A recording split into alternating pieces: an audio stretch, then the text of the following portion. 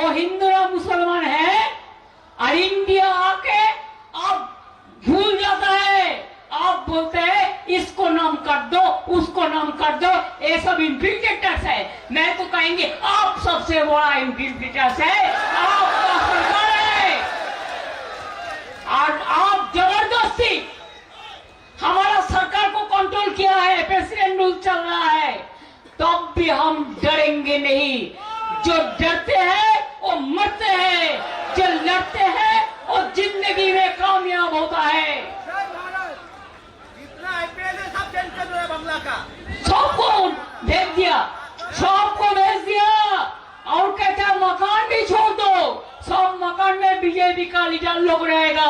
चोर डकैत गुंडा का पार्टी है, गद्दार का पार्टी है। आई एम सॉरी टू से थोड़ा थोड़ा गद्दार भी है, जो बीजेपी के पास रुपया लेके वोट बटने का खेल में खेल रहा है। मैं उसको कहेंगे मुद्दा लाख बुरा चाहे तो क्या होता है, वही होता है जो मंदिर खोदा होता है। मैं वो कहने चाहूंगी, बारिश हो रहा है, अभिषेक भी कहेंगे कि हमारा दिल में तमन्ना है, सार पड़ोसी का तमन्ना आज हमारा दिल में है। देखते हैं जोर किसका, बाजू एक दिल में है। और एक बात हम विश्वास करते हैं, आपको जो रोजा अल्लाह ने कबूल किया, आपको आशीर्वाद दे, आपको दुआ दे, आपका शुभकामना दे, आपका परिवार अच्छा से रहे, हिंदुस्तान अच्छा से रहे, बंगाल अच्छा से रहे, और जो बंगाल को टारगेट करे वो जहन्नम में जाए। खुद ही को कर बुलंद इतना, खुद ही को कर बुलंद इतना। हर तकदीर से पहले खुदा बंदे से खुद पूछे, बता तेरी राजा क्या है। हमारा নির্বাচন কমিশন ও মমতা ব্যানার্জির ভিতর যুদ্ধ শুরু হয়েছে।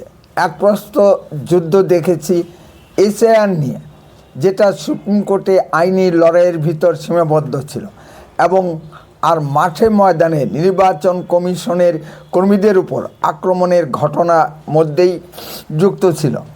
নির্বাচন কমিশনের কাজে যুক্ত মুরুগান সাহেবকে কে আক্রমণ করে তার গাড়ি ভেঙে দেওয়া হলো, এসব ঘটনা আমরা বঙ্গবাসী সব দেখে এসেছি। আগে একে ওকে দিয়ে সুপ্রিম কোর্টে কেস করেও বিশ্বাস না রাখতে পেরে শেষ পর্যন্ত মমতা ব্যানার্জি নিজে সুপ্রিম কোর্টে গিয়েছিলেন কেস লড়তে। কোনো অবস্থাতেই সুপ্রিম কোর্টের প্রধান বিচারপতি মাননীয় সূর্যকান্ত পশ্চিমবঙ্গে এসআইআর প্রক্রিয়া বন্ধ করতে রাজি হননি।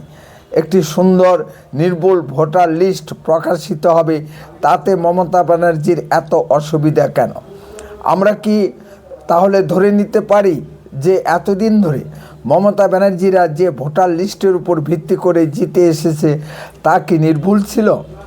ভোটার লিস্টে 50% জাল ও ভুয়ো ভোটারে ভর্তি ছিল। ভোটার লিস্ট পরিষ্কার করার পরেও আমরা বলতে পারি 30% ভুয়ো ও জাল ভোট এখনও রয়ে গেছে। মমতা ব্যানার্জিদের সরাসরি বিরোধিতার ভোটার লিস্ট চূড়ান্তভাবে নির্ভুল করা যায়নি। নির্বাচন কমিশনের নিজস্ব কোনো কর্মী বাহিনী নেই, রাজ্য সরকারের কর্মীদের দিয়ে কাজ করাতে হয়েছে। রাজ্য সরকার সঠিক মতো বিএলও দেননি বা শিক্ষিত ডাটা অপারেটর দেননি, এই নিয়েই বিস্তর অভিযোগ উঠেছে এবং ভুলভাল এন্ট্রি করে অনেকে শাস্তির মুখে পড়তে যাচ্ছেন। এক কথায় বলা যায়, মমতা সরকার নির্বাচন কমিশনকে চূড়ান্তভাবে অসহযোগিতা করেছে। কিন্তু কেন? মমতা ব্যানার্জি কখনো চাননি বাংলাদেশি মুসলিম অনুপ্রবেশকারী ভোটার ও রোহিঙ্গা মুসলিম অনুপ্রবেশকারী ভোটার, মৃত, স্থানান্তরিত ও নিখোঁজ ভোটারের নাম ভোটার লিস্ট থেকে বাদ যাক। এই দুডেল গাইরা তার ফিক্সড ভোট ব্যাংক নমস্কার, আপনারা শুনছেন উত্তরে কণ্ঠ থেকে আমি প্রভাত বসাক, তুফানগঞ্জ, কোচবিহার। সুধী দর্শক মণ্ডলী, আপনারা আমার প্রতিবেদনটি যেখান থেকেই দেখছেন তাদের সকলের প্রতি প্রীতি ও শুভেচ্ছা রইল। আশা করি ভালো আছেন। চ্যানেলটিকে লাইক, শেয়ার, কমেন্ট ও সাবস্ক্রাইব করে সঙ্গে থাকুন। আপনাদের উৎসাহে আমার ভিডিও করা। পশ্চিমবঙ্গে বিজেপির ব্যানার পোস্টার ছেঁড়ার মধ্য দিয়ে ভোটের প্রচার জমজমাট হয়ে গেছে। বিভিন্ন জায়গায় বিজেপির ব্যানার পোস্টার তৃণমূল বাহিনী ছিঁড়ে দিচ্ছে। কোথাও আবার বিজেপির পার্টি অফিস বা নির্বাচনী অফিস দখল করে নিচ্ছে। গতকাল মমতা ব্যানার্জি আইএএস ও আইপিএস অফিসারদের বদলি নিয়ে মন্তব্য করতে গিয়ে বলেছেন, পশ্চিমবঙ্গে মোদী সরকার ইমার্জেন্সি চালু করে দিয়েছেন। কী লজ্জা, কী লজ্জা! আজ আবার রেড রোডে ঈদের নামাজে অংশগ্রহণ করতে গিয়ে মমতা ব্যানার্জি মন্তব্য করেছেন, প্রধানমন্ত্রী নরেন্দ্র মোদী নাকি সবচেয়ে বড় অনুপ্রবেশকারী। প্রধানমন্ত্রী মোদী পশ্চিমবঙ্গ সফরে এসে বারবার অবৈধ মুসলিম অনুপ্রবেশকারী দিয়ে মুখ খুলেছেন। খুব স্বাভাবিকভাবেই বিপরীত দিক থেকে তোপ ধেয়ে আসছে। হারার গন্ধ পেয়ে মমতা ব্যানার্জির মাথা ঠিক নেই, হয়তো তিনি ভবানীপুরও হাঁটছেন। পশ্চিমবঙ্গের পূর্বতন মুখ্যমন্ত্রীদের কাউকে কি দেখেছেন দর্শক রেড রোডে নামাজে অংশগ্রহণ করতে? পশ্চিমবঙ্গে বিভাজনের রাজনীতি সৃষ্টি করতে মমতা ব্যানার্জি রেড রোডে গিয়েছিলেন। প্রফুল্লচন্দ্র রায়, বিধান রায়, প্রফুল্লচন্দ্র সেন, অজয় মুখার্জি, সিদ্ধার্থ শঙ্কর রায়, জ্যোতি বসু ও বুদ্ধদেব ভট্টাচার্য কাউকে কি দেখা গেছে রেড রোডে ঈদের নামাজে অংশ নিতে? তাহলে মমতা ব্যানার্জি যাচ্ছেন কেন? আগামী 26শে মার্চ থেকে প্রধানমন্ত্রী মোদী পশ্চিমবঙ্গ সফরে আসছেন। পশ্চিমবঙ্গে মোদীজি বড় 12টি জনসভা করবেন। উত্তরবঙ্গ সভার মাধ্যমে মোদী প্রচার শুরু হবে। এই প্রতিবেদন যখন পেশ করছি তখনও বিজেপি 38টি কেন্দ্রে প্রার্থীর নাম ঘোষণা করতে পারেনি। হয়তো 2-1 দিনের মধ্যেই ঘোষণা হয়ে যাবে। মমতা ব্যানার্জির যেমন বিভিন্ন জেলায় প্রচারে আসবেন, তেমনি বিজেপির কেন্দ্রীয় নেতৃত্ব ও রাজ্য নেতৃত্বের স্টার প্রচারকরা বিভিন্ন কেন্দ্রে প্রচারে আসবেন। ইতিমধ্যেই তৃণমূলে যে গুন্ডামি দেখা যাচ্ছে, তাতে এই প্রচার পর্ব কতটুকু শান্তিপূর্ণ থাকবে সে নিয়ে প্রশ্নচিহ্ন দেখা দিয়েছে। চটিচাটা দলদাস রাজ্য পুলিশ তো সামলাতেই পারছে না, কেন জানি না কেন্দ্রীয় বাহিনীকেও সেভাবে ব্যবহার করতে দেখা যাচ্ছে না। বিভিন্ন প্রতিবেদনে আমি বারবার উল্লেখ করেছি, রাজ্য পুলিশের আন্ডারে কেন্দ্রীয় বাহিনী থাকলে সেভাবে কেন্দ্রীয় বাহিনীকে ব্যবহার করা হবে না। এখনও পুরো মাত্রায় কেন্দ্রীয় বাহিনী আসেনি। মমতা ব্যানার্জি যেভাবে ইতিমধ্যেই উস্কানিমূলক প্রচার শুরু করেছেন, তাতে অশান্তি আরও বাড়বে, বই কমবে না। মমতা ব্যানার্জি যেভাবে এক শ্রেণীর সংখ্যালঘুদের উস্কাতে শুরু করেছেন, তাতে ভোটকে কেন্দ্র করে পশ্চিমবঙ্গে বড় কোনো সাম্প্রদায়িক হিংসা ছড়িয়ে না পড়ে। কলকাতার রেড রোডে ঐতিহ্যবাহী ঈদের অনুষ্ঠানে গিয়ে মমতা ব্যানার্জি পুরোদস্তুর রাজনৈতিক প্রচার চালিয়েছেন, যেটা কখনোই কাম্য ছিল না। ধর্মীয় অনুষ্ঠানে গিয়ে কেন ভোট প্রচার? প্রশ্ন তো উঠবেই। মমতা ব্যানার্জি এছাড়া আর কোনো উপায় নেই। মমতা ব্যানার্জি শুধু নির্বাচন কমিশনের বিরুদ্ধেই তোপ ডাকছেন না, রাজ্য বিজেপি নেতৃত্ব বিশেষ করে শুভেন্দু অধিকারীদের বিরুদ্ধে ও কেন্দ্রীয় মোদী সরকার ও মাননীয় স্বরাষ্ট্রমন্ত্রী অমিত শাহজির বিরুদ্ধেও তোপ ডাকছেন। তাতে কোনো অসুবিধা নেই, কিন্তু সংযত ও শালীন ভাষায় তোপ ডাকুন, কোনো অসুবিধা নেই। কিন্তু অশালীন ভাষা প্রয়োগ মমতা ব্যানার্জির এখতিয়ারের মধ্যে পড়ে নাকি? ঈদের রেডের ভিতরে ঢুকে পড়ে মমতা ব্যানার্জি চেয়েছিলেন কেন্দ্রীয় সরকার তাকে গ্রেপ্তার করুক।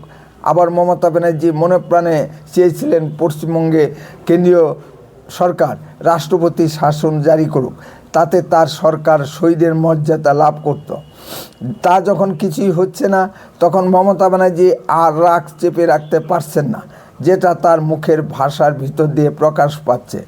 যার যেমন পারিবারিক শিক্ষা সংস্কৃতি, তার মুখ দিয়ে তেমন কথাই বেরোবে, এতে আশ্চর্য হওয়ার কিছু নেই। মমতা ব্যানার্জি ভোটে পশ্চিমবঙ্গের জন্য যে রাজনৈতিক কর্মসূচি ঘোষণা করেছেন, তাতে পশ্চিমবঙ্গে বেকারদের কর্মসংস্থান ও নতুন কোনো শিল্প আনার প্রতিশ্রুতি নেই।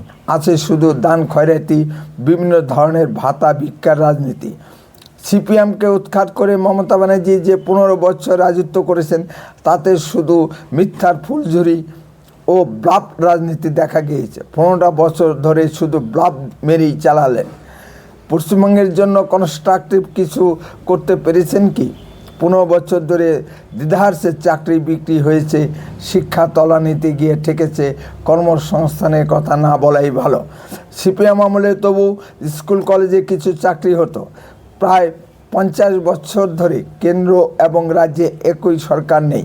পশ্চিমবঙ্গে পিছুতে খাদের কিনারায় গিয়ে দাঁড়িয়েছে। 70 লক্ষ পরিযায়ী শ্রমিক অন্য রাজ্যে গিয়ে কাজ করে, তাতেও মমতা ব্যানার্জির লজ্জা হয় না। বাইরের রাজ্যে কাজ করতে কি পরিমাণ লোক যায় তা নিউ কুচবিহার রেল স্টেশনে গেলেই বোঝা যায়। সামান্য সর্দি জ্বরের চিকিৎসাও পশ্চিমবঙ্গে সুপার স্পেশালিটি হাসপাতালগুলোতে হয় না। সবাই চিকিৎসার জন্য উত্তর ভারত কিংবা দক্ষিণ ভারতের দিকে ছুটছে। এখন আবার মমতা ব্যানার্জি ঘোষণা করেছেন দুয়ারে সরকারের মতো দুয়ারে চিকিৎসা পরিষেবা নিয়ে আসবেন। তত শিক্ষিত ডাক্তার পশ্চিমবঙ্গে আছে কি? না হাতুড়ে ডাক্তার দিয়ে কাজ চালাবেন। উত্তরবঙ্গের অনেকেই সুচিকিৎসার জন্য গুয়াহাটির এইমসে যাচ্ছে। পশ্চিমবঙ্গে একটা এইমস হয়েছে, তাও মমতা ব্যানার্জি দক্ষিণবঙ্গের কল্যাণীতে নিয়ে গেছে। মমতা ব্যানার্জির কাছ থেকে উত্তরবঙ্গ পেয়েছে শুধুই লবণঙ্কা। পশ্চিমবঙ্গের মহিলা নিরাপত্তা তলানিতে মমতা ব্যানার্জি নিজেই বলেছেন, রাত্রি 8টার পর কেন মেয়েরা রাস্তায় বেরোবে। কেন বলবেন না? কারণ পুলিশ রাত্রে মহিলাদের নিরাপত্তা দিতে পারে না। সে পুলিশ বল পশ্চিমবঙ্গে নেই। পশ্চিমবঙ্গের থানাগুলো চলছে সিভিক পুলিশ দিয়ে। ধুকতে লাখ লাখ পুলিশের পোস্ট ফাঁকা, নতুন কোনো নিয়োগ নেই। এভাবে একটা রাজ্য চলতে পারে না। আসু পরিবর্তন দরকার। দর্শক, যা বললাম তাকে খুব মিথ্যা কথা বললাম। যদি পরিবর্তন চান তাহলে আপনিও এই পরিবর্তন যজ্ঞে সামিল হন। যদি আপনাদের কিছু বলার থাকে কমেন্টে বলুন। আর লক্ষ্য রাখুন উত্তরের কণ্ঠের পর্দায়। দয়া করে চ্যানেলটিকে সাবস্ক্রাইব করুন। বন্দে মাতরম। ভারত মাতা কি জয়।